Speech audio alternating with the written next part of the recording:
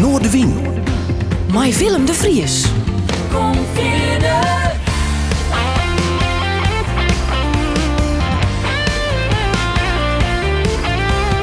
Alles wat er speelt. Omroep Friesland. Goeie, en welkom bij Noordewien Live. Op locatie, maar dat ging denk ik al terug. Ja, ik moet zeggen, de locatie had ik een hele programma met mijn eigen jeugdherinneringen te maken. De eerste schreden op het muziekgebied.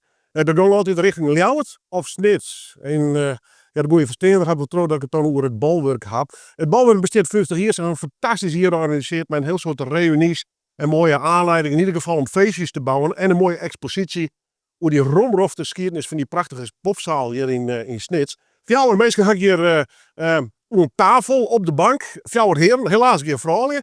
Die heeft er graag bij gewoon. Maar goed, de geschiedenis liet ze een beetje vertellen bij deze heren.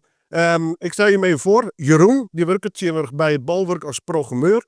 Romin als geluidstechnicus. John Schuts zit wat in de tussenfase. Had ik het volgens mij. Ik al hier actief hier. En dit is een van de groenlezers, Kees. Leuk dat je er ook bij bent van het balwerk in Snits. Ik begin even bij Kees. Ja, best. Old school. Old school. Ja. Wat is het balwerk? Wat wie het balwerk voor jou? Het was vroeger een school. En ik ben op een gegeven moment de BMW geloof ik. Ik weet een leuk pand. En dat kan wel wat van ons worden voor het balwerk. Want we kwamen uit de meerpaal. Ik dacht dat we ook wel eens live muziek, maar dat was veel te klein. Dat liep niet. En zo is het bolwerk eigenlijk ontstaan. Ja, niet alleen door mij, maar natuurlijk met een heleboel mensen om me heen. Maar ik ben met BMW hierheen gegaan. Ik heb het gebouw laten zien. En er was veel belangstelling voor me. Wat bier er al? Of wie er helemaal niks? Nee, wie helemaal niks. Nee. Kaal. Ja, je liep bijna over de balk heen. Dus ik ben het goed herinneren. Maar, nou ja, we zitten er nou, hè. Ja, Het is heerlijk. 50 jaar verder. 50 jaar verder. Ja, ik word nou lul. Dat ik het over de tijd hou, het begint zeker. John Schuts, balwerk, wat is het voor jou? Ja, wat is bolwerk voor mij? Ja, bolwerk is voor mij eigenlijk 30 jaar van mijn leven. En een en al passie en ja, muziek en werken met mensen. Dat is voor mij toch wel heel wezenlijk in dit geval. Dus ja. Hoe kwam je binnen? Nou, ik wou zeggen door de voordeur, maar zo flauw is het niet. Maar nee, daarvoor heb ik gewerkt als jongerenwerker. Ik heb in Schagen gewerkt in een jongerencentrum. Was ook heel erg leuk trouwens. Echt old school. Met alleen maar jongeren met problemen. Maar en muziek natuurlijk. En daarna heb ik nog 1,5 jaar gewerkt in, hoe heet het? In Sliedrecht. Ligt in de buurt van Dordrecht. Nooit heen gaan, ook niet komen wonen. Maar ja, daar heb ik na 1,5 jaar. En toen zag ik de vacature hier.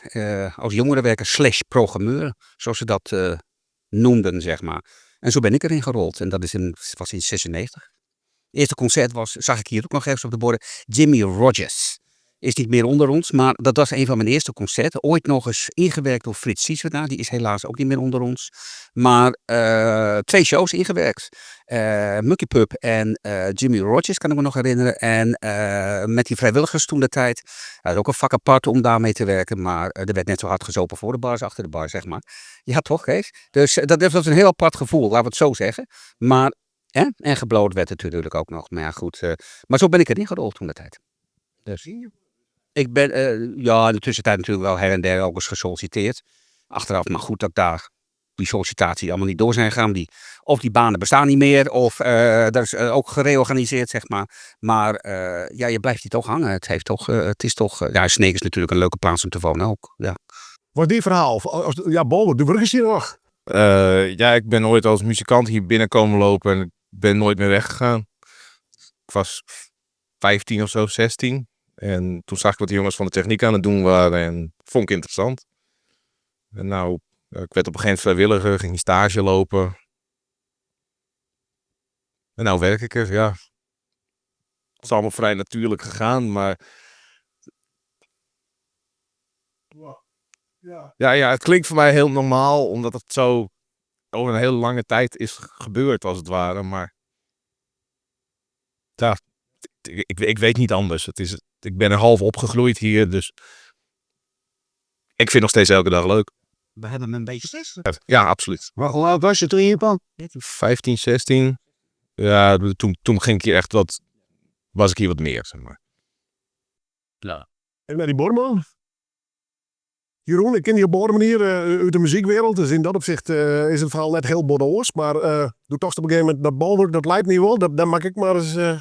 Nou, kijk, ik ben natuurlijk in Bolsward opgegroeid. Dus het is hier natuurlijk om de hoek. En eigenlijk is Bolwerk voor mij de plek waar ik voor het eerst in aanraking kwam met professionele popmuziek.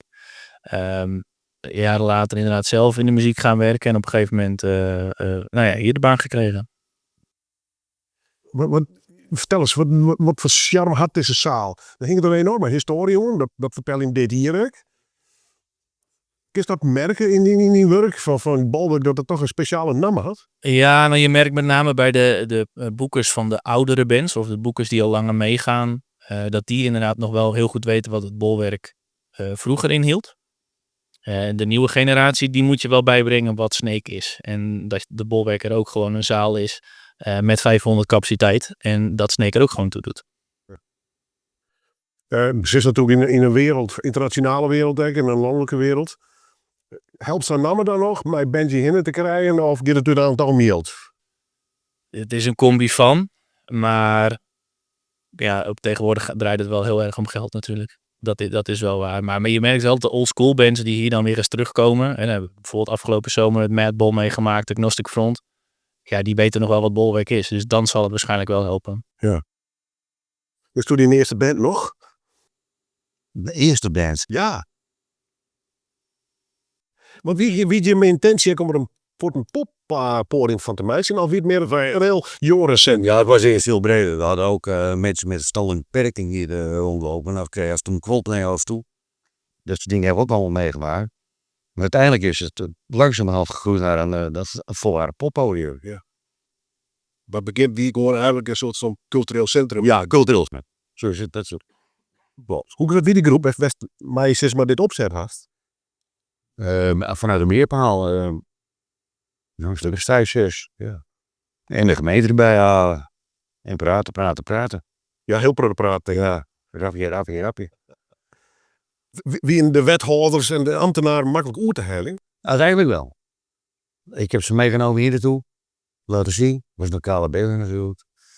En het sliep er toch wel warm voor. Want ze hadden wel in de gaten dat wij uit de meerpaal wegbarsten. Dus zo is het eigenlijk wel een beetje gegaan. Ja. Want die meerpaal, wie dat te lieds of Ja, was klein. wie het gedrag van de jongeren wordt dus dan dat je denkt dat maar op de hoorplak of zo? Nee, dat viel wel mee. Maar het was gewoon te klein. We hadden daar wel een live concertje. Maar het was gewoon net een klein kroegje. Ja. Dus dat werd er niet. Wat mijn eerste concert is die herinner is.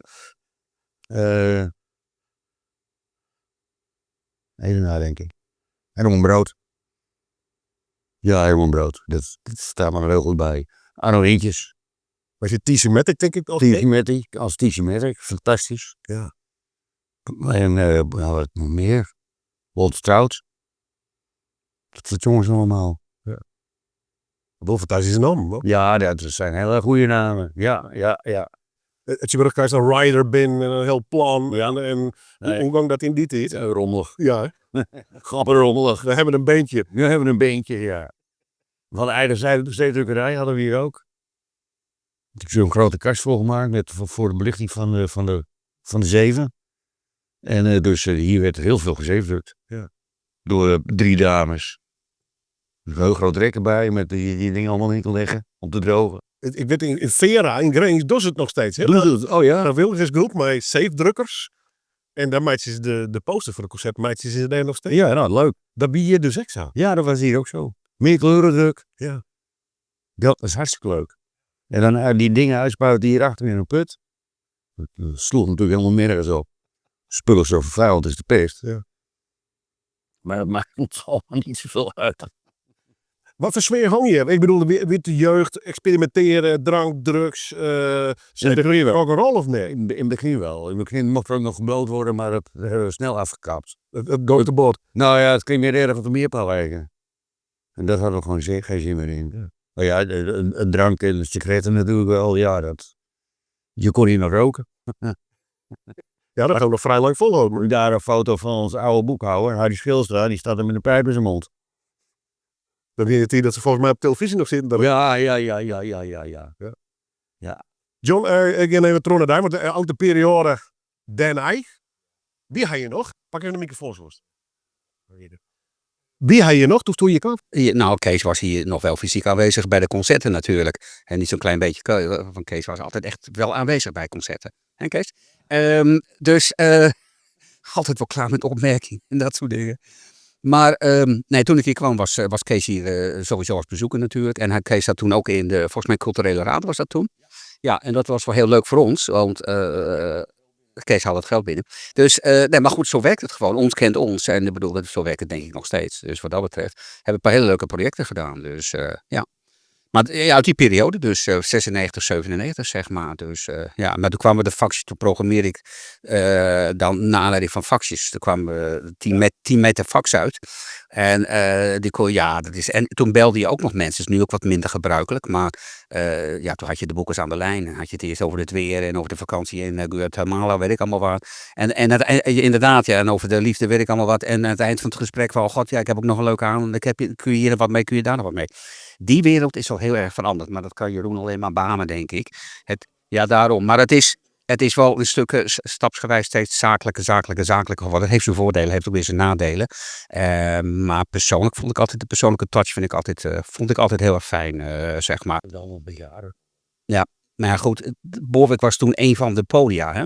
En had je hier in Friesland, dat weet je zelf ook nog, had je nog, OEVA had je natuurlijk, Stichting, de Romein had je natuurlijk. Je had Swings, had je in Heerenveen bijvoorbeeld. Iduna bestond toen nog niet, die begon net, zeg maar. En ja, er waren ook veel minder podia. En de bandjes die toen naar Nederland kwamen, de buitenlandse acts. En dat is natuurlijk al heel erg interessant. Nu doen ze er 1 of 2. En dan het liefst natuurlijk in het westen. Maar toen trokken ze echt nog wel voor 4 shows Nederland in. Nou, dat was Borwijk was toch een van de weinige shows die ze in het noorden deden. Of in Vera natuurlijk. Van Vera bestaat ook al 51 jaar. En dat was toch heel bijzonder. Dus je hebt in die tussenliggende periode, de afgelopen 30 jaar, heb je natuurlijk veel meer podia. En dus je moet elkaar ook veel meer concurreren. In die zin, zeg maar. En het gaat ook veel meer om capaciteiten. Ik bedoel, ja, de programmering zag er natuurlijk ook heel anders uit. Ik bedoel, het hadden we ook wel beentjes. Er stonden misschien 30 man in de zaal of zo. En minder zelfs. En ja, ik bedoel, ja, je was een poppodium in die zin. En dat was misschien het ene uiterste. Maar ja, god, je kon wel meer experimenteren natuurlijk in die zin. Die tijden zijn wel een beetje veranderd helaas. Corona heeft er ook wat mee te maken. Daar zal Jeroen denk ik ook wel iets over vertellen. Ja, niet over corona, maar over de programmering dan. Maar dus wat dat betreft is er wel het een en ander veranderd, ja. Hij jong naar de medemessing. Maten, collega's, hoe je het maar nemen willen. Toen moest ik verantwoording al is het ding naar de gemeente, naar ambtenaren. Hoe is die relatie altijd best? Nou, ik heb altijd het gevoel gehad dat de gemeente altijd... kijk, Heerenveen staat voor sport. En Sneek staat voor niet alleen voor het zeilsport, maar ook voor de cultuur. En dat moet wel gezegd worden. De afgelopen 50 jaar vind ik dat de gemeente zich altijd wel sterk heeft gemaakt. Er waren natuurlijk in de jaren 80 waren er enkele momenten, maar dat was niet alleen in Sneek zo. Die bekende bezuinigingen halverwege de jaren 80. Dat was hier ook aan de orde. Hier zal ook bezuinigd worden. Maar goed, het is behoorlijk tegen gedemonstreerd. Er zijn ook een aantal foto's, heb ik gezien, op een huifkar voor het gemeente. En nou ja, goed, uiteindelijk met wat concessies is het niet zoveel bezuinigd in die zin. En nou, gelukkig bestaat het Borwijk nu nog in Borwijk 3 of 4.0. Ik bedoel, in 2009 zijn we natuurlijk ook weer verbouwd. En het is nu een volwaardig poppodium geworden daarvoor. Ja, nou ja, goed, het A-team natuurlijk. Maar daarvoor hadden wij natuurlijk, dat kun je niet zien, maar het zitgedeelte, het cafégedeelte hiernaast, dat moesten we toen delen. Dat stond ook niet in bar, maar dat stond gewoon weer, dat moesten we door de week delen met senioren. Die hier kwamen bingo en kaartjes leggen. En s'avonds, je moest er dan om 5 uur oprotten, van 's avonds was er dan een concert. Dus je moest veel meer delen. En dat was echt typische jongerenwerk. Dat was heel eigen aan die tijd natuurlijk. En nu is het is nu een poppodium in die zin. Het is nu een volwaardig poppodium. En dat heeft weer, je voelt ook niet meer het vijfde wiel aan de wagen in dit geval. Dat was je toen wel. Je paste als podium, zeg maar, popmuziek paste je niet echt in het jongerenwerk, dat gedeelte. Dat was een beetje allemaal zo geforceerd, weet je wel. Dus wat dat betreft is het na de verbouwing in 2008, 2009, is het wel een stuk, tenminste, meer uitdaging levert het ook. Als je je bezoeker binnen komt, ja, je komt gewoon binnen in een bepaalde ambiance. En dat speelt toch een grote rol. Ja, in het opzicht is de sfeer net echt nog veranderd. Tot. Nee. En nog steeds de Zwarte Morgen. Het relatief, nou, het is net een heel grut podium. Het is smoeg, hè, ze bijna op zijn vriend. Ja, klopt, ja. Het is echt een old school podium. We zijn in 2009, 2008 verbouwd. Al die podia die daar na zijn verbouw kijkt men naar Neushoorn. Dat is natuurlijk ook een heel mooi podium. Ja, maar wel een hele hoge indeling, hè? Klopt, en die Duna is ook een nieuw podium, wat ook daarna is verbouwd. En dat is echt, ik wil niet zeggen betonnen klotsen, maar dat is heel andere criteria zijn daarop gehandhaafd. Achteraf gezien hadden wij hier natuurlijk ook liefst nog zo'n prachtige mooie balustrade gehad en nog wat andere dingen. Alleen de aannemer die hier de hele Hakenzaakje zou verbouwen, die ging vlak voor de opening failliet. En dat was niet zo fijn. Ja, was inderdaad ai. Maar we hebben dat met veel pijn en moeite hebben wij nog het laatste weten te realiseren. Er was één leuke anekdote, dat moest ook zo nodig, tenminste uit die periode. We hadden van die schaamschotjes, die heb je in de herenwc, weet je wel. Je hebt er van die pisbakken en je hebt er van die schaamschotjes. En we hebben toen één show gedaan, dat was met Jan Switters. Die hadden we toen echt een punk en hardcore metal show hadden. We moesten het allemaal even testen, maar alles wat ding. En die schaamschotjes, die hingen er allemaal. En er was één show en al die schaamschotjes waren weer van de muur. Bleek dus achteraf dat ze dus met 2 schroefjes vast zaten. Nou, dan heb ik zoiets van En ook de garderobe. Daar moesten dus 400 jasjes opgehangen worden. Daar hadden ze dus met schroefjes vastgemaakt in gipsband. Zonder gipspluggen. Dus die vliegen na de eerste show al die jassen, 400 jassen die er hingen, lagen dus allemaal op de grond. Dus dat zijn allemaal die beginnersfouten, zeg maar. Nou, behoorlijk. En we hadden ook, dat wisten ook niet, want bij rook en dergelijke allemaal, een van de eerste dingen die was, een van de eerste shows, dat was volgens mij bij Mook ook nog zo. Toen we hier heropenden, Mook is 2009 was een van de bands die hier stonden bij het openingsfeest. Maar toen ging het alarm dus af, want er werd rook gebruikt in dit geval. Het alarm ging af en dan gaat dus het geluid ging ook helemaal uit. En dat was best wel knullig eigenlijk. Maar goed, dat zijn ook van die beginnersfoutjes in dit geval. En toen zijn er nog veel meer dingen gebeurd. Ja. Maar ja, is wel leuk. Even toch hoe die een persoonlijke rol, want je had hoe dit is een volwaardig poppodium. Dat hele culturele idee wat daar in de jaren 60 volontsteen is, zo'n zaal, de Melkweg en Paradiso, dat die volgens mij community-achtig. Had dat idee bij de eigenlijk wel eens achter zitten? Of bist u echt wel een echte popprogrammeur? Ja, wij zijn een echte poppodium en ook als popprogrammeur. Had je ooit jongere werkers gefield of niet? Ja, in het begin wel. Niet hier, maar daarvoor ben ik ben met 23 jaar. Nee, omdat u die middelkost. Dat klopt, maar dat had ook als voordeel dat ik heb natuurlijk jongerenwerk in Schagen geleerd. Ik heb een opleiding gehad, maar ja goed, een opleiding zegt niet zoveel natuurlijk. Maar daar heb ik wel een werkwijze leren hanteren met vrijwilligers. En dat waren allemaal niet de makkelijkste vrijwilligers. Die zaten of in de drugs of weet ik allemaal circuit. Nee, maar goed, het is gewoon zo jongerenwerk uit die periode. En daar werd ook geprogrammeerd, maar dan met een programmeringscommissie en hebben de leukste dingen gedaan. En ik bedoel, in Schagen konden er maar 150 maal meer, maar daar stonden wel de leukste dingen. Van de Bookies tot Hallo Venray, tot al die acts en ook veel metal. Maar hier, wij zijn echt een poppodium. Een dancepodium zijn we gelukkig nooit geworden. Daar ben ik heel erg blij om. Nee, dat ben ik serieus. Dan maar Slash. Ja, nou, niet alleen dat. Wat dat betreft, daarna zitten waarin die oude Boving liep ook tot 6 uur 's ochtends. Dus dat was het probleem er niet. Nee, maar we zijn echt een poppodium, zeg maar. Dat heeft ook te maken met het feit dat je hier in Sneek zit. En ik bedoel, je doelgroepen zijn toch anders. We hebben hier een Sneek, ja, op dit moment niet. Maar die wordt weer volgend jaar geopend. Maar een disco of een dance, weet ik veel. Maar ja, het is nooit een dancepodium geworden. We doen natuurlijk, afgelopen periodes hebben we wel iets met dance gedaan. Maar om nou elke week eerst een beetje, en dat zie je natuurlijk bij andere podia. En om 12 uur iedereen eruit werken, zodat je nog de volgende... Ja, het zie je de Melkweg hier. Het pakt echt een metalconcert. En er staan er 3 rijen dikke kids te wachten om naar de nachtshow te gaan. Hè? Dat klopt, maar dat hebben we hier niet gehad. En dat heeft ook te maken met vergunningen en dergelijke allemaal. We mogen nu in het weekend gelukkig tot 3 uur. Maar toen was het tot 1 uur mogelijk. We hebben natuurlijk over de periodes gehad dat bands hier ook om 2 uur zaten te spelen.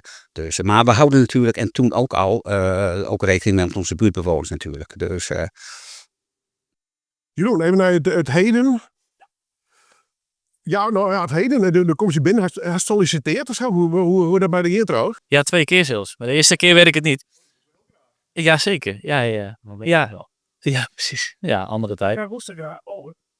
Nou, ik was in mijn eigen leven wel toe aan een stap verder, zeg maar. Ja, precies wat in muziekmanagement, de organisatie van het liedje concerten even ja, mee. Precies. En veel losse boekingen doen en inderdaad het managen wat je al aangaf. En op een gegeven moment was voor mij wel een keer het gevoel van, nou, ik wil nog een stap extra zetten. En daartoe kwam dit op mijn pad. Ja, want popprogrammeur, dat is...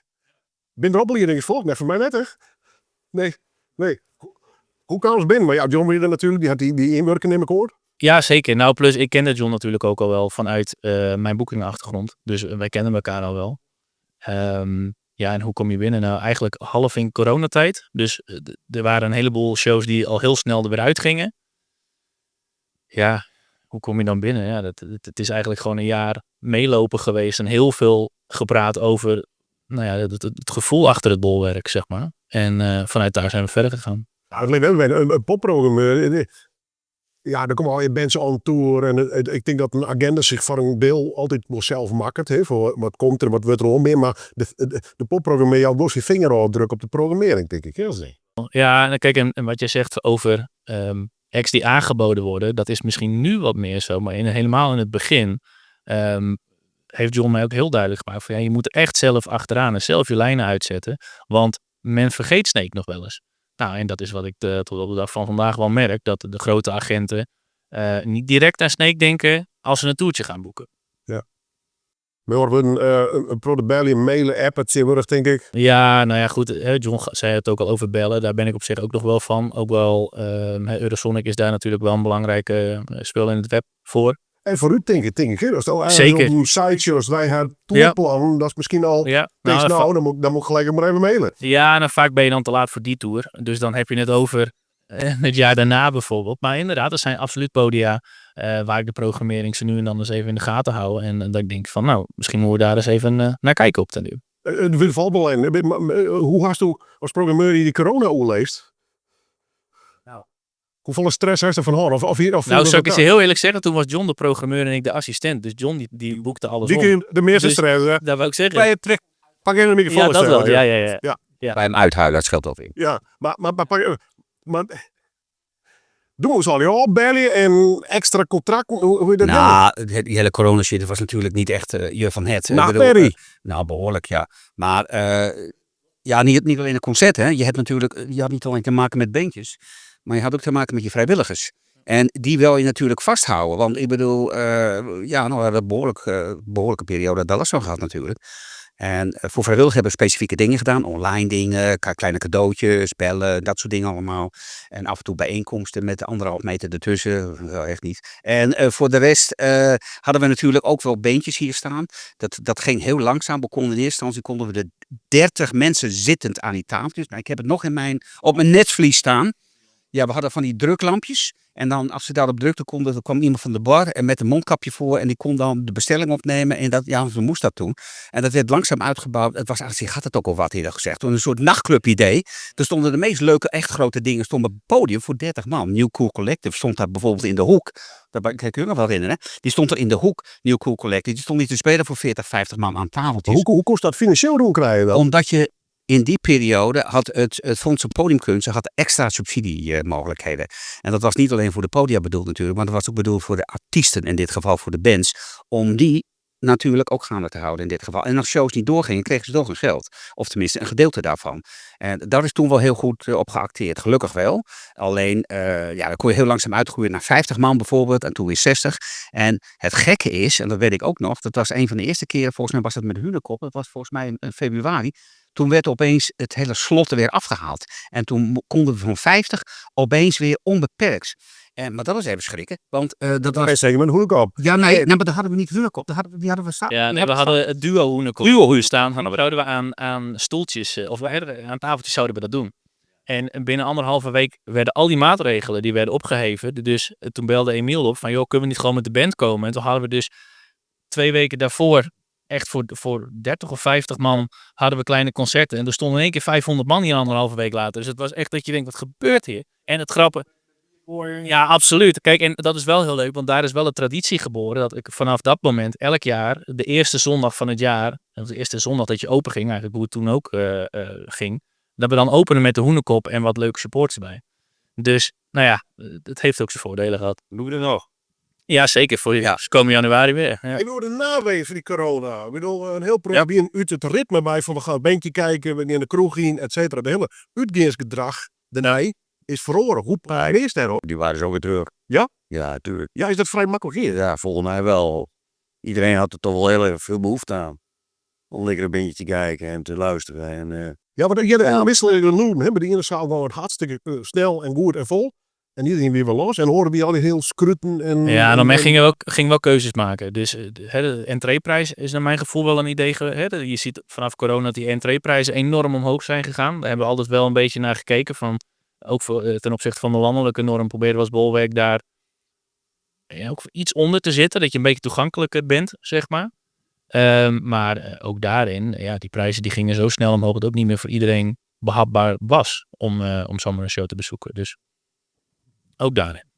Maar een van die voordelen, wat ik al wel weer van corona vind, is, of tenminste een voordeel als je daarvan kunt spreken, is het feit dat wij in die periode alleen maar cashless gingen werken bijvoorbeeld. En daarvoor hadden we nog muntjes.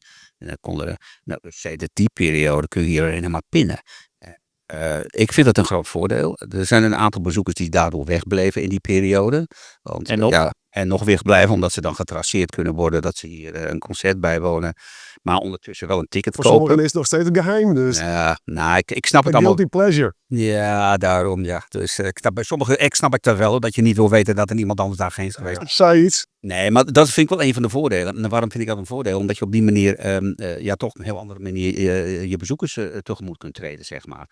En dat was het gedeelte van de expositie. Ik ben er nog 50 hier, hè. Dan begin hierin te stwappen. Ik ben bang dat de 4 uur niet eens redden. Oké. Maar goed, maar er zijn uit die periode ook heel langzamerhand zijn ze mensen weer teruggekomen. En we zijn nu weer op volle sterkte, zeg maar. Je ziet ook in de bezoekersaantallen, dat zal Jeroen misschien zo meteen iets over vertellen. Je ziet echt een stijgende lijn. Dat heeft natuurlijk ook te maken met je programmering. Maar het heeft ook te maken met het feit dat je voor velen, en dat was vanaf 2009, salonveeg bent geworden. Want voor 2009 kwamen hier alleen maar mensen met heel lang haar. Nee, dat is gewoon zo. Punkers en mensen die van blues hielden en ook nog een verdwaalde hiphoppen. En dat was het dan. En sinds de heropening, we hebben er toen voor gekozen, want Peter Reem was onder andere toen een van de programmeurs in die periode, hebben er ook voor gekozen, bewust voor gekozen om een bolwerk te creëren ook die veel breder is. En we hadden toen in het eerste jaar bijna 100 concerten. Als je er nu over nadenkt, kon dat helemaal niet. Maar goed, het was een heel breed ingezet. En dat hebben we langzaam voortgeborduurd. En er zijn natuurlijk nu af en toe andere keuzes worden er gemaakt natuurlijk. Maar sindsdien zie je ook dat onze doelgroep veel breder is geworden. En mensen ook echt als een uitgaanstent zien, zeg maar. En niet alleen maar wat ik dus net zei. Dus, en vorig jaar weer iets van 17.000, 18.000 mensen gehad. En dit jaar misschien wel 20. Dus wat dat betreft, voor die 70, 80 concerten die wij doen, vind ik dat helemaal geen slechte prestatie. Dus. Zeker. Robert, even de techniek. Want wij kunnen een prachtige verhaal vertellen over programmering en een zaal. Maar ja, dan kijk ze mij een chirurg of bij de kapper. Dan ben je op een gegeven moment die olie aan hoe de geluidstechnicus als bent. En dan ben je toch afhankelijk van. Hoe bouwt u een boor op met artiesten en de geluidsmeesters? Hoe komen die binnen? Wat is die ervaring daarmee? Want dat zal per band verschillen, denk ik. Absoluut. Het ding dat hier vooral het geval is dat zit wel een beetje verandering in, ook door wat Jeroen nu aan het programmeren is wij staan zelf vaak nog aan de tafel. In een zaal als de Neushoorn heb je, denk ik, dat er vaker geluidstechnici van de band meekomen. Omdat we hier al zo lang zitten met hetzelfde team. De Appie is bijvoorbeeld al jaren hier, daar heb ik alles van geleerd. Ken je die bands op een gegeven moment. En iedereen die komt natuurlijk een keer terug. Je hebt, wat hebben we met dat hardcore verstijn? We hebben Propane hier staan. Die jongens die kennen wij door en door, want die zijn al zo vaak hier geweest. Ik hoef niet eens na te denken over wat ik op een monitor moet gaan zetten. Ik weet al precies wat hij wil. Na een tijdje weet je dat. En ja, als je dit lang genoeg doet, dan... Maar dat geldt net voor alle bands, Hilde. Er is een tijd van digitalisering. Hoe digitaal ben je meer intussen met de nog? Nee, het Oldschool geluid. Nou, ik zeg net, Appie heb ik eigenlijk alles van geleerd. Dat is een oldschool geluidstechnicus. En dat zit er bij mij in. Dat zal altijd ook zo blijven. Maar je komt een band binnen die gaan wenselijstjes. Dan komen de riders binnen. Absoluut. En als die een whisky, maar ik hoor wat ze broeken in eerst. Sint-Wurg is heel populair natuurlijk. Ja, hebben we niet. Nee. Stel dat ze dat willen hebben. De meeste bands die dat echt willen, die toeren daarmee. Die komen hier met een bus aan. En daar komt daar komt een rekje uit. En een geluidstafel vaak. Want ja, wat ik zeg, wij zijn niet oldschool. Wij hebben nog een oude Heritage Midas. Te gek ding, vind ik. Iedereen wil er altijd mee op een foto. Zo'n ding is het. Het is fantastisch. Als je echt een digitale tafel wil, dan moet je hem hier echt zelf meenemen. Dat gebeurt vaak ook, hoor. Dan kun je dit heel sympathiek en heel romantisch en bedoel ik zo. Dat vind ik maar ik ben old school echt. Maar er komt aan een tijd dat ze mij hun laptop komen AI en ik neem het bij ik door een quattro de bochtje. The times they are changing. Hoe lang is dat nog zo horen? Waarom weet, was toen nog eigenwijs zijn met Orben? ja, ik ben vrij eigenwijs. Ja, nee, heerlijk. I En love ik it. denk dat ik dat ook blijf. Ja. Maar dan ben je toch jong? Dan mag je toch even mee? Ja, kijk, ik ben wel redelijk bekend met de apparaten en ik kan digitaal ook wel draaien, maar ja, het liefst doe ik het niet. Dus ja, zolang ik zelf nog vaak achter die tafels moet staan, waarom zullen we het veranderen? Het klinkt nog altijd beter. Je ziet wel langzaamaan dat er dingen in veranderen, dat het echt wel beter wordt. Maar ik kan het verschil nog steeds horen als ik op een festival sta, wat voor tafel er staat. Wij doen veel meer software en niks mee te draaien. Nee. Ja, er is een digitaal crossovertje dat bepaalt wat het hoog, het laag en het sub doet, zeg maar. Maar that's it. Verder is het allemaal nog, ja, het is redelijk old school hier. En dat is ook de charme van het poppodium hier wel, hoor. Er zijn die bands die binnenkomen die denken, oh ja, dat was deze tent. Met dat gigantische spaceship dat hier staat. En dat is ook zo. Want als je hem ziet, ik heb het volgens mij een tijdje geleden uitgeteld. Het zijn iets van 2600 knopjes die erop zitten. En op al die moderne dingen zit natuurlijk een schermpje. Ja, leuk, maar ja, het is een beetje de ambacht. Weet je, een brood bij de bakker is ook lekkerder dan van de Albert Heijn.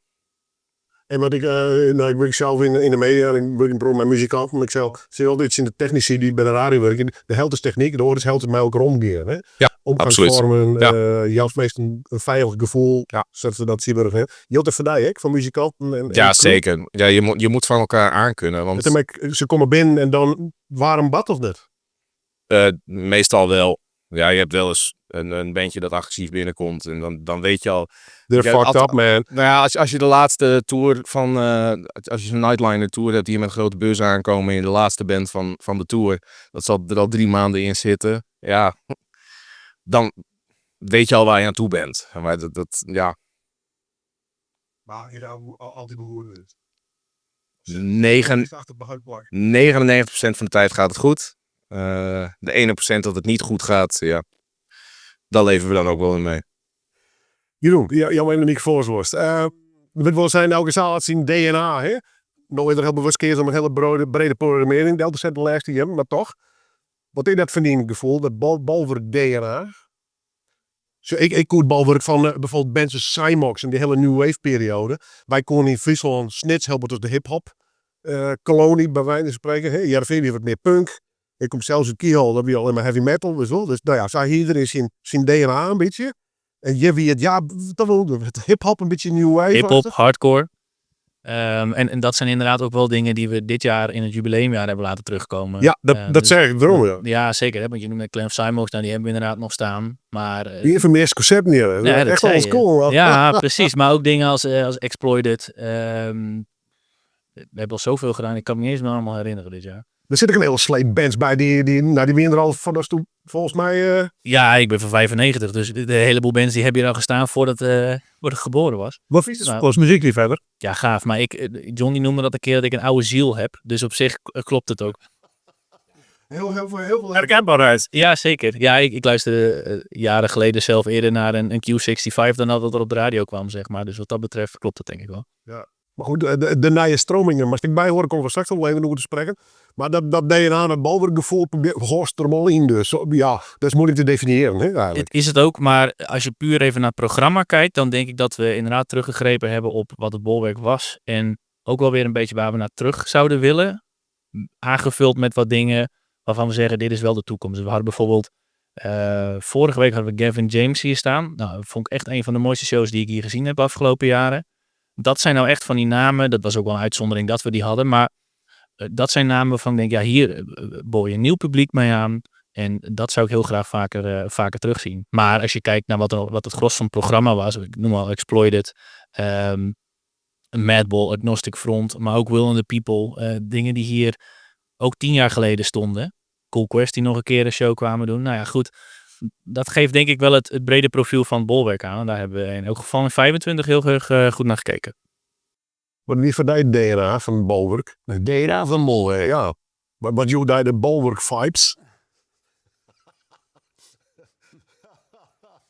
Nou ja, ik zat in de meerpas had ik ook wel een beetje in de muziekhoek. En ik zag wel dat dat gewoon veel te klein werd. En dat is hier natuurlijk dus rust aan de open gegaan. We zijn veel groter geworden. Wat voor bands hier is er? Dat weet ik eigenlijk niet meer. Nee, hè? Kleine beentjes. 3, 4 man op het podium en 20 ervoor, want dan zat het al vol.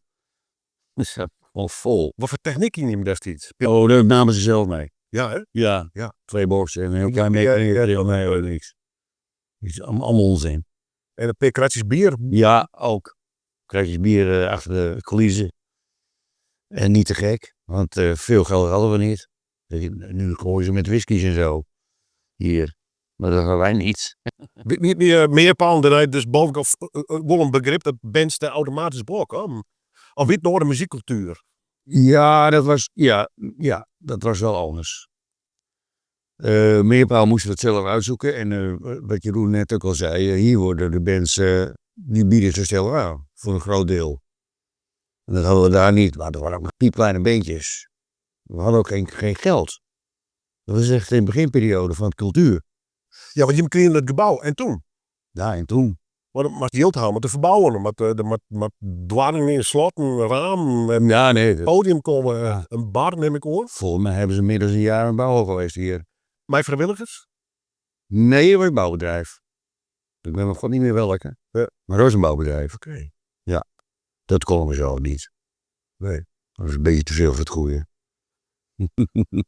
Dat proces, hoe herinner je dat? Moeizaam, maar want het was heel hard. Ja, dat geld kwam bij de gemeente. Ja, maar de gemeente met mij denken, mij door, enthousiast.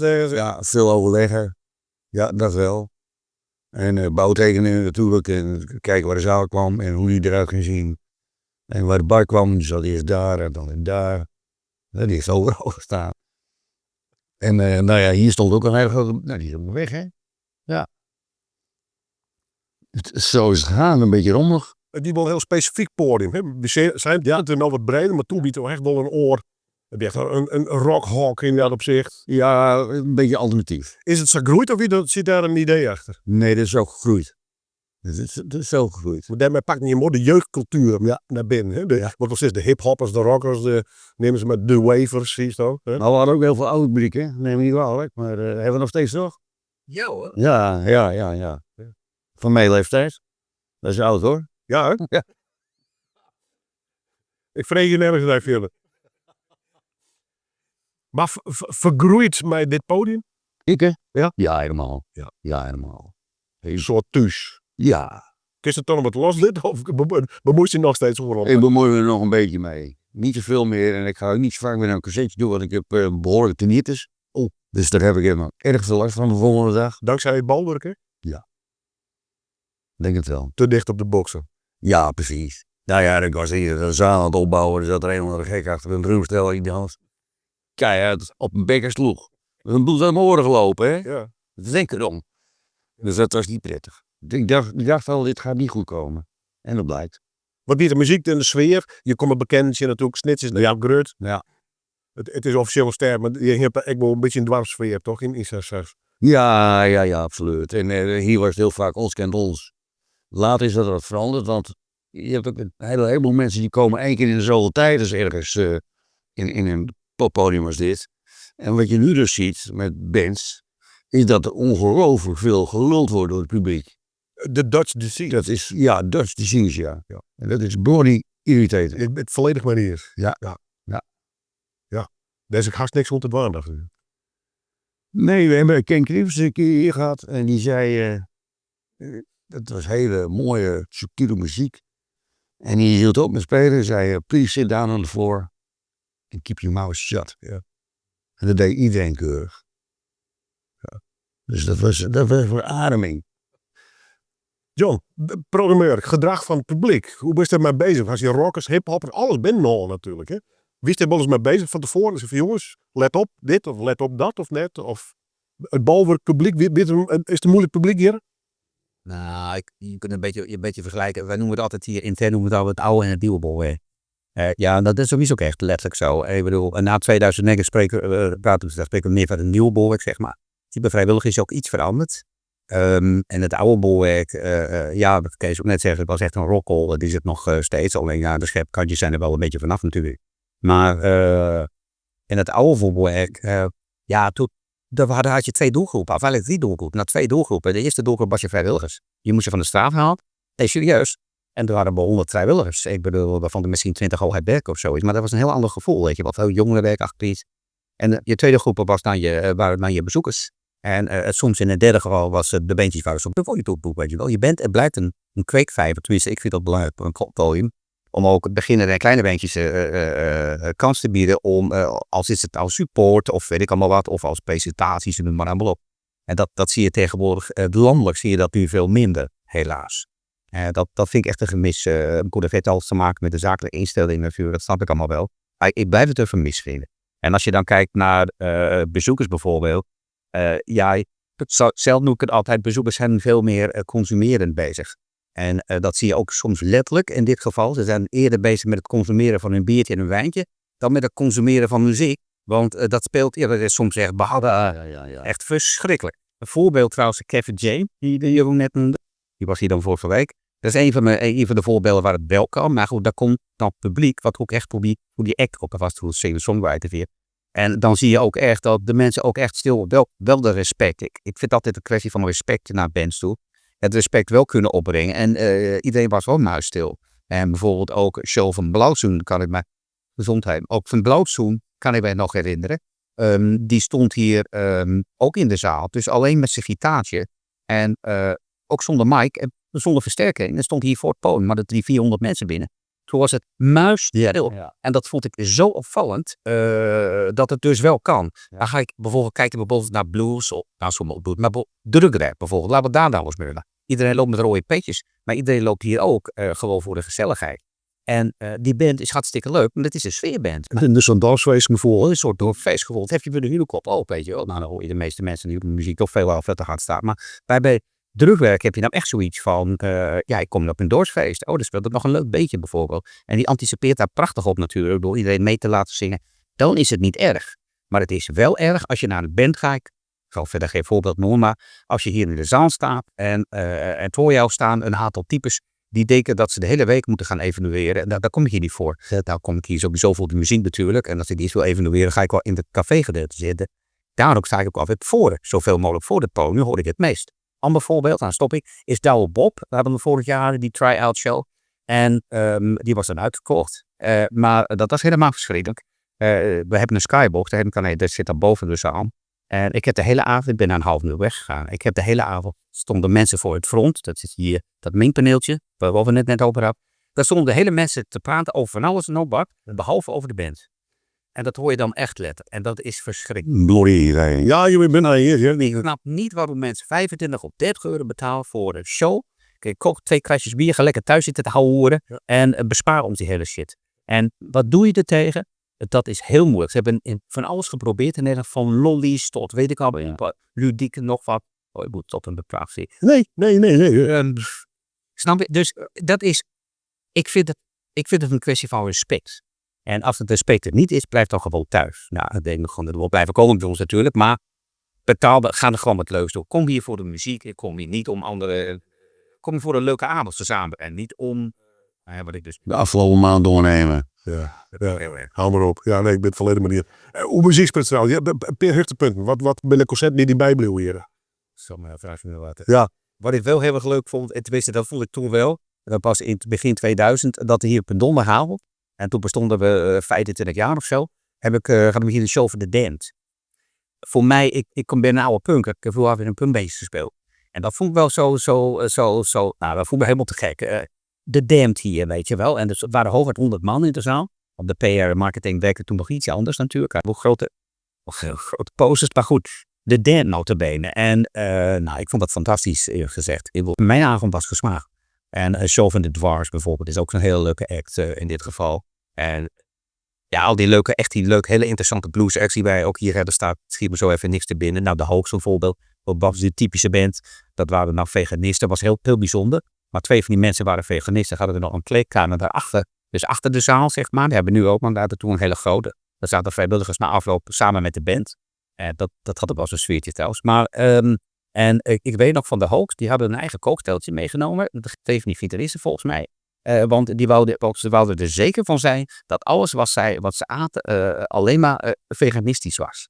En ik zie ze in handen vol. Had ze een kooksteltje op de bar neergezet. Staat ze zelf een eten te koken. Ja, ik zelf, wij kunnen hier ook veganistisch koken, weet je wel. Maar Wat dat soort typische bands bijvoorbeeld. Nou, ze zijn er legio van. Het levert wel een mooi verhaal nog. Ja, maar dat zijn echt van die dingen. Ik denk, wat moet dat nou, weet je wel. Ik bedoel, ja, dat klopt. Ja, er had er nog een eetcafé. Ja. Toen konden bezoekers, of tenminste ervoor, maar ook beentjes. Dat was het leuke dat je als bezoeker naast de leden van de band zat die s'avonds speelden. Ja, dat klopt. Ja, dat klopt. Dan hadden we Zaten met z'n allen aan tafels. Ja, dat klopt. Dus als je bijvoorbeeld met de bekende band, met de Heide Rozies of zo, zat je aan de tafel. Of met Direct. Van Direct, een van de eerste shows, kwamen ze hier met Pappies en Mammies nog. Dus Pappies en Mammies zaten, toen waren ze 16, 17 of zo. Die zaten dan in de kleedkamer. Dat was op een zondagmiddag, kan ik me nog herinneren. En de Pappies en Mammies zaten dan in de kleedkamer een beetje op een kroost te passen. Nou, er is natuurlijk van alles gebeurd wat ik hier niet ga vertellen. Maar It's only rock het and is roll. What happens only in rock and Bowen roll. stays in Ja, Bowen. inderdaad Willem. Dat klopt inderdaad. Maar bijvoorbeeld ook een van de bekendere dingen, dat is toen de eerste show van Cressip. Die hadden wij toen hier in Bolwerk, niet in het Leeuwarden, maar in Bolwerk. En dat ging helemaal mis de eerste keer. Het geluid was niet volgens de maatstaven van de band. En dat was best wel KUT, want het was stijf uitverkocht natuurlijk. Dus al die meisjes en die jongens die aan de lange rij, dat was zo teleurstellend. Maar we hebben het opgelost. Nog een nieuwe show diezelfde dag nog geregeld. Wel met een andere PA natuurlijk. Maar ze bleven gewoon. Zij zijn hier nog nooit zo lang. Ze hadden beter die show kunnen doen. Waren ze eerder thuis geweest. Maar ze hebben op lange tafels hebben ze hier toen gezeten. En toen is ze gezegd in overleg natuurlijk van, weet je wat we doen? We willen al die fans niet teleurstellen. Al die mensen die nu buiten staan, die komen allemaal kon ze allemaal bij die tafels langs. Kon ze een praatje maken met die gasten. Kon ze een handtekening krijgen. Nou, daar heb ik heel weinig meegemaakt. En dat vond ik echt heel top. Die zijn geloof ik hier 3 uur geweest of zo met handtekeningen en met mensen persoonlijk. Dat was echt ongelooflijk leuk. En dat werd gewaardeerd. Robin, de ultieme nachtmerrie natuurlijk. Dat er iets met het geluid niet goed gaat. Ja, ik kan het me moeilijk voor. Ik ken het verhaal. Maar ik Ten einde kan, nooit doorgaan? nee, gelukkig niet. Ja, er gaat wel eens iets mis, maar ja, je kan het altijd oplossen. Als je PA niet goed genoeg is, zoals met het Cressip verhaal. Ik zou de bal uit de broek schamen. Ja, ik kan het me moeilijk voorstellen. We hebben wel eens gehad hoor, dat er iets het niet deed 5 minuten voor aanvangen. Je denkt, kut. Sta je dan. Maar ja, je loopt wel eens een kwartiertje uit omdat je ergens een brandlucht ruikt en dan blijkt er een lamp doorgefikt te zijn of een voedinkje ergens. Hele ernstige dingen. Ja, Coolio, dat hebben we ooit een keer, maar dat was helemaal aan het eind van het concert.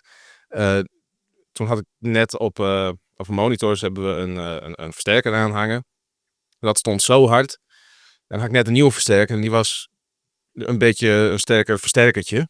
En dat was ik even vergeten, dus die stond een beetje in het rood te blazen. En dan heb ik heel die speaker eruit gefikt. Ja, gebeurt. Maar een complete PA dat niet goed genoeg is. Wat is een zagrijnige muzikant bij die hoor van... Ja. Kom je nooit... Ja. Ook wel chagrijnige technici, maar dat is dan meestal hun eigen schuld. Toch een apart slagvolk, hè? Die technici, die tourmanagers. Absoluut. Al die zaklamken mij, vaak een koordje met een kaartje. En de echte hadden al een kwarte broek hoor. Ja. Bestaan die clichés nog? Of Ja, absoluut bestaan ze. Ja. Ook wel drokke mensen. Ja, En die komen eerst uit de bus, hè? Ja. Je hoopt dat ze als eerst uit de bus komen. Ze komen ook wel eens als laatste uit de bus. Want dat zijn ook de mensen die over het algemeen nog wel een beetje willen drinken. Dat is ook wel een klein beetje de nachtmerrie van ons dronken geluidstechnici. Toch wel, hè? Ja. Ja, dat is... Ja, Die minder in Ottenbrouw. nou ja, dan zie je met het eten dat er wel het een en ander in zit. En dan beginnen ze te draaien. En dan... En als er wat ervaren jongens had niet al een keer zuur haar. Zo kan ik, Robert, als ik even aan mag vullen, zo kan ik me herinneren die show van Yellowman bijvoorbeeld. Dat is reggae in dit geval. En dat was heel geinig, van die had een eigen front of house meegenomen. Maar die meneer die was zo dronken, die was zo stoned. En die moest met al, dat is heel erg, die moest met al geweld, zou hij dat geluid doen? Nou, dat was natuurlijk zwaar KUT natuurlijk. Maar dat zijn wel problemen waar mensen van de techniek tegenaan lopen. Bijvoorbeeld ook als het geluid veel te hard staat. We hebben natuurlijk bepaalde maatstaven. En dat ze gewoon, weet je wel, fuck you houding hebben in dit geval. En dat is voor de techniek niet altijd even makkelijk hoor. Ja, we moeten wel als politieagent spelen als het ware. Ja, dat is niet... Wat word je een protocolleerd op dB's? Eigenlijk niet. Nee, we hebben een dB-meter hangen. En de regel is een kwartier op 103. Om kwartieren bonden drie. Ja, dat is echt hard hoor. Ja, En nee, vooral in een zaaltje als dit, ja, dat is echt niet ben daar grappig. dan het. Ja, het is echt niet leuk. Dus, ja, Dat kwartier, bewaren ze voor het einde dan? Van nog even erbij of net? Of, nou ja, kijk, als we er zelf achter staan en als je een goede technicus hebt, ja, dan ga je langzaam een stukje omhoog drukken en dan... Nou, waarom doe je dat? Dat is de beleving. Omdat aan het begin, er zijn genoeg onderzoeken die uitgewezen hebben dat je hebt eigenlijk 5 minuten, dan ben je al gewend aan het geluid. Dus je moet elke 5 minuten moet je eigenlijk iets veranderen. En ja, als je dan steeds, je gaat automatisch steeds harder, want je oren worden moe. Dus, ja, De oren worden moe. je oren worden moe. tenzij ze te volle pratershuis, dan kun je hem er nog even bij zetten. Ja, zal ik dan gaan, dat is me ook wel eens overkomen. Het was met, wat was dat? Ook van Dikhout volgens mij, het voorprogramma toen. Daar stond een of ander singer-songwritertje. Nou, ik stond er op de voorkant te mixen. Ik heb het niet gehoord. Ik heb echt niet gehoord wat de jongen aan het doen was. Met soundcheck vond ik het heel leuk. Ik heb geen idee. Jeroen, de BZNO, de programmeur.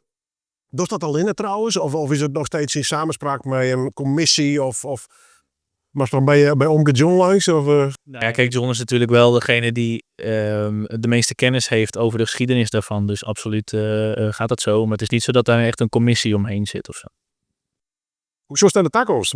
Ja, dan mag de jeugd in de gaan horen, of het publiek in de gaan horen. Alle leeftijden komen hier echt. Dus Ja. hoe hoort de vinger in de loft, zeg maar? Ja, nou, wat wel een ambitie is, maar dat is bij ons als VKS überhaupt een ambitie, is om wel meer jeugd hier te krijgen. Toch dance, DJ's. Ja, alleen dat is wel weer lastig, want daar hebben we dus het publiek op de een of andere, die kunnen we niet vinden. Of tenminste, ze kunnen het misschien wel vinden, maar zij hebben het beeld niet dat het bolwerk ook een plek voor hun is. En daar, Want had dat soort discotheken hier nog in Snits? Dat de jeugd naar een DJ hier ergens in een kroeg? ja, nou, er is, tenminste, er was één die is afgebrand, dat was een hele grote. En we hebben toen op een gegeven moment, vlak nadat dat gebeurde, ook getracht om dat een aantal keer te gaan proberen. Dat hebben we volgens mij 3 keer volgehouden. Ja, in het begin is dat heel erg leuk voor 200 man en dan hoop je dat het oploopt. Maar uiteindelijk sta je met een mannetje of 75 en minder uiteindelijk. Dus ja, wat John al zei, we zijn geen danceclub. Dat heeft er denk ik ook wel een beetje mee te maken dat Sneek heeft natuurlijk ook weinig studenten ten opzichte van een Leeuwarden of een andere grote stad. Maar in elk geval de doelgroep 25, 35, die zou ik hier nog wel meer willen zien. Al moet ik zeggen, als je het hebt over een drukwerk of andere bands die old school zijn, ja, daar zie je ze ook wel weer komen. Dus op zich, ja, het lukt wel, wat mag voor mij nog wel wat meer. Nou, maar die gesproken meer dus heel breed op doel georiënteerd bij dit doen. Eigenlijk de specialist werd op al die genres nemen. Ja, plus je moet ook wel de balans bewaken tussen het commerciële en het creatieve. Daar zou bijvoorbeeld een verbouwing in het bolwerk in de toekomst al aan bij kunnen dragen. Want ik vind het, daar zijn we dingen met z'n allen over eens, we missen een beetje een kleine zaal. We zijn natuurlijk gelijk een zaal van 500 en we kunnen het wat kleiner maken. Maar de dingen van 50 tot 75 man, ja, je verzuipt in een zaal als dit. Dus dan heb je een café. En in het café, daar zou ik graag een soort van kleine zaal van maken, zoals het vroeger ook geweest is. Een zaal van 1000, zo net ken je niet. Is dit er gewoon te iets voor? Nee, dat lijkt mij. Ja, Nee, zelf 1000, nee. ik denk dat dat een stap te ver is. Dat Maar is ik ja, denk dat is- uiteindelijk we hebben in Bolwerk is eigenlijk de perfecte grutte eigenlijk. Als je just naar de omlanden, om het zo maar ja, zeggen. dat misschien wel, maar uiteindelijk, als je echt de concurrentie aan zou willen met de grotere podia, dan kom je wel capaciteit tekort. De vraag is of je dat moet willen. Nou, precies. Het Kijk, Ken Wild in Neushoorn, Juist. dat is op het randje, daar investeren ze dan Ja. in. Nou, dat gaat om grutte bedragen. maar ja, best wel. zeker. Dat past zeker. net bij 400 man. Nee, plus je bent ook technisch enigszins beperkt. Omdat je een vrij lage clearance op het podium hebt. Dus afgelopen zomer was ik met een band bezig die hier op zich wel graag wilde spelen. De capaciteit was net te klein voor ze, net te laag voor ze. Maar dan kom je op het technische aspect uit. En dan zeggen ze, ja, we hebben zulke grote ledschermen mee. Die passen niet bij jullie op het podium, dus we gaan ergens anders naartoe. Kijk, en dat zijn wel dingen waarvan ik denk, dat zou het mooie stapje nog kunnen zijn. Een grotere clearance of een hogere clearance. De zaal misschien nog iets kunnen vergroten, dat de bands die je nu net mist, dat je die nog wel zou kunnen krijgen. En dan daarbij een kleine zaal om ook het creatieve weer in balans te brengen. Dat zou ik wel graag zien. Druk te kunnen opgegrippen hoor. Ja, dat is een 5-jarenplan wat langzaam uitgerold wordt. Maar dat is voor de toekomst. Zo is hier eigenlijk is John heel lang als programmeur rondrennen wil. Is dat toch wel de sfeer waar je met thuis viel? Ja, absoluut. Ik heb in elk geval wel in mijn hoofd om hier nog wel flink wat jaren te blijven. Wat de toekomst brengt weet je uiteraard niet. Maar hoe het nu gaat en ook de toekomst ziet er wel uit dat er ook weer wat nieuwe dingen gaan plaatsvinden. Dus dat is wel een uitdaging die ik wel aan wil. Ja. Robert, van mij hetzelfde? Voor mij meestal was een team die hier 20 jaar. Hey, hoe is het? Ja, een beetje. Ja, absoluut. Ja, wat ik zeg, ik ben hier half opgegroeid. Ik zou niet weten wat ik anders moet doen. Ik heb echt geen idee. Nee. John, een leven zonder balwerk. Kun je dat voorstellen? Nee, maar... De fase zegt als die qua in relatie tot balwerkers... Ik hoorde dat van iemand van de PR, hoorde ik dat zeggen. Afzwaaiend manager. En dat ben ik ook. Vanaf 1 januari ga ik, zoals we nu zien, met prepensioen. Dus ja. En dan, zo allemaal klinkt zoals jij, een beetje mopperen en... Nee, dat wordt drugs en alcohol. Dat kan niet anders. Ja, nee, maar ik weet nog niet wat ik ga doen. Dus, maar goed, ik heb een partner in het buitenland, dus dan kan ik daar eens wat vaker naartoe. Is het cirkeltje voor Jeroen, wat dat betreft? Nee, niet helemaal. Verbouwingen, corona, opbouw van de zaal. Ja, wat dat betreft wel. Ik heb denk gaat alles een keer mij markeren. Niet alleen. Ja, klopt. Ja. En al die side effects heb je dan ook allemaal meegemaakt natuurlijk. En als je 30 jaar van je leven in zoiets investeert, niet alleen hierin, maar ook in jezelf natuurlijk. Maar dat is een deel van je leven. Ja, toch, dan is het toch wel belangrijk natuurlijk. En dan probeer je het cirkeltje wel een beetje fatsoenlijk rond te krijgen. Dus ja. Dan wat verbouwen, misschien inderdaad. Wat Jeroen zei, dat zou wel heel mooi zijn. Want we hadden in het nieuwe Bolwerk hadden we hier in het café. Ik zit nu wel te wijzen, maar dat ziet natuurlijk geen hond. Maar in het café hadden we een podium. Dus, en dat was heel leuk. Ik weet dat wij de Wolf hier nog hebben gehad in het café hiervoor. En toen ze binnenkwamen, keken ze heel jaloers naar het grote podium dat ze daar zouden staan. En dat was niet het geval. Ze stonden in het café. Dus het was met 150 helemaal stam uitverkocht natuurlijk. En de Kik ook, die in het café stond. Gewoon een grote zaal. Ja, de Kik niet toen hoor. Maar die zanger die draaide in de pauze op een heel klein, weet ik ook nog. Die had een klein pick-upje bij zich. Die zorgde voor zijn eigen pauzemuziek. En dat is zo leuk. En Jules deelde hier natuurlijk ook die zaak op een zondagmiddag een keer vergald heeft. Dat was wel zo'n specifieke belevenis. Jules is ook niet meer onder ons. Maar dat was wel een specifieke beleving. Maar zoiets, dat missen we echt op dit moment. En wat Jeroen net ook al zei, we zijn die zaal van 500, we willen het voor kleiner maken. Maar we missen echt die kweekvijverfunctie, zeg maar. En dat is voor een podium, vind ik, ook in Sneek vind ik dat wezenlijk om die doorstroming te creëren en mogelijkheden te bieden eigenlijk. Dus dat zou mooi zijn. En ik eindig mee Mr. Oldschool. Het is maar een deer gebouw, het ben deren steen, maar toch, het bolwerk had herinneringen, historie, 50 jaar bestaan. Dit is een leven. Dit beeld in bolwerk. Ja, dit is mijn bolwerk, ja. Al zo lang inderdaad. En ook dat zei jij, dan lijkt de erfenis ik wel in goede handen. Ja, vind ik wel. Vind ik absoluut. Ja. Dat is nog aan het mopperen. Nee, ja, het hoort er ook. Dat hoort bij het leven. Welke band hier ooit spelen Martin voor jou? De ultieme droom. Nee, die heb ik niet. Nee, hè? Nee, ik vind het wel zo gehad hebben. Gezien de grootte van de zaal. Ja. Ik heb moeilijk de stammetje neerzetten. Zou ik ook niet willen. Nee? Oh, Mick Jagger zo ook. Ja, dat zou wel leuk zijn. Dat doet hij ook niet. Mooi. Heren, dank u wel. Graag gedaan. Op naar de volgende 50. Dank u wel voor je komst. Ja. Vond het leuk. Ja, ik ook.